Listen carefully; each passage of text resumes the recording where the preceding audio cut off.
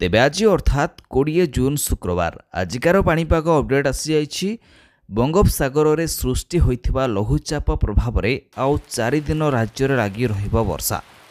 आज 3 जिला को मध्यम वर्षा और 5 जिले में प्रबल अति प्रबल वर्षा वार्निंग जारी कला भुवनेश्वर स्थित आंचलिक पाणीपाग विज्ञान केन्द्र।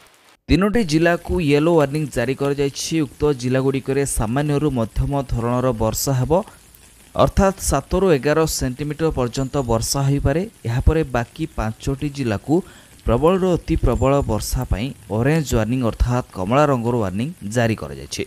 उक्त जिलागुड़िक 12 सेंटीमीटर ରୁ 20 सेंटीमीटर पर्यंत वर्षा हो पारे बोली पाणीपाग विभाग तरफ पूर्वानुमान करा जाइछि। किंतु बिजुली घड़घड़ी किंबा झड़ पवनर संभावना नहीं बोली पाणीपाग विभाग स्पष्ट करिछि।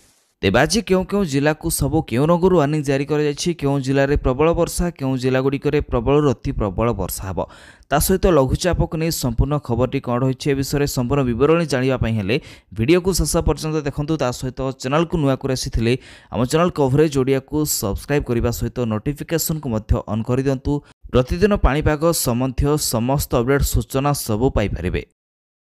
तेबे ओडिशारे आउ 4 दिन प्रबल वर्षा, विभिन्न जिला को चेतावनी। बंगोपसागर में सृष्टि होइतिबा लघुचाप प्रभाव में आउ 4 दिन राज्य में वर्षा जारी रहिबो। एने विभिन्न जिला को ऑरेंज एवं विभिन्न जिला को येलो वार्निंग जारी करिछि आंचलिक पाणीपाग केन्द्र। घनीभूत पर स्पष्ट चिन्हित होइतिबा लघुचाप वर्तमान गांगेय पश्चिमबंग एवं पार्श्ववर्ती अंचल उपरे रहिछि। एहा उत्तर पश्चिम दिगरे मुहाई झारखंड आड़े जीवा प्रभाव में आज अधिकांश स्थान में प्रबल वर्षा हो पारे बोली कहा जायछि।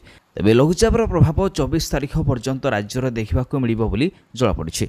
तेबे वर्तमान जानिनेबा आज क्यों जिला को सबू क्यों रंगर वार्निंग जारी करा जायछि। प्रथमे जानिनेबा येलो वार्निंग जारी करा जायथिबा अर्थात मध्यम वर्षा वार्निंग जारी करा जायथिबा 3टी जिलागुड़िकर ना जिलागुड़िक होछि बरगढ़, अनुगुल एवं देवगढ़। यापर प्रबल वर्षा 5टी जिला को ऑरेंज वार्निंग जारी करा जायथिबा जिलागुड़िकर ना होछि झारसुगुड़ा, संबलपुर, सुंदरगढ़, केन्दुझर एवं मयूरभंज।